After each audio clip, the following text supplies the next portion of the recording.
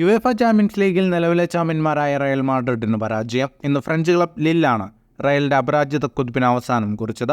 എതിരില്ലാത്ത ഒറ്റ ഗോളിനായിരുന്നു ഫ്രഞ്ച് ക്ലബിന്റെ വിജയം. സീസണിൽ റയലിന്റെ ആദ്യ പരാജയമാണിത്. ലില്ലിന്റെ മൈതാനത്ത് ആദ്യ പകുതിയുടെ അവസാനം അവർ ലീഡെടുത്തു. കമവിംഗയുടെ ഹാൻഡ്ബോളിനെ തുടർന്ന് ലില്ലിന് പെനാൽറ്റി ലഭിക്കുകയായിരുന്നു. പെനാൽറ്റി ലക്ഷ്യത്തിലെത്തിച്ച് ജൊനാഥൻ ഡേവിഡ് ആതിഥേയരെ മുന്നിലെത്തിച്ചു.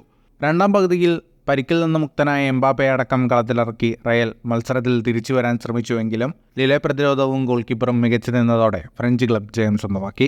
2023 മെയ്യിൽ സിറ്റിയോട് തോറ്റതിനു ശേഷം ചാമ്പ്യൻസ് ലീഗിൽ റയലിൻ്റെ ആദ്യ തോൽവിയാണിത്. മത്സരത്തിലെ കണക്കുകളിലേക്ക് വന്നാൽ 58% ബോൾ പൊസിഷൻ റയൽ മാഡ്രിഡിനായിരുന്നു. 12 ഷോട്ടുകളാണ് റയൽ മാഡ്രിഡ് ആകെ തൊടുത്തത്. 6 ഷോട്ട് ഓൺ ടാർഗറ്റ്. 598 പാസുകൾ 87% കൃത്യതയോടെ റയൽ മാഡ്രിഡ് പൂർത്തിയാക്കി. 7 ഷോട്ടുകളാണ് ലിൽ തൊടുത്തത്. 3 ഷോട്ട് ഓൺ ടാർഗറ്റ്. 436 പാസുകൾ 84% കൃത്യതയോടെ ലിൽ പൂർത്തിയാക്കി. UCL 2 കളികൾ പിന്നിടുമ്പോൾ 1 ജയവും 1 തോൽവിയുമായി 3 പോയിന്റാണ് റയൽ മാഡ്രിഡിനും ലില്ലിനുമുള്ളത്. ഫുട്ബോൾ ലോകത്തെ കൂടുതൽ വാർത്തകൾക്കും വിശേഷങ്ങൾക്കുമായി സ്പോർട്സ് കഫേ ഇപ്പോൾ തന്നെ സബ്സ്ക്രൈബ് ചെയ്യുക.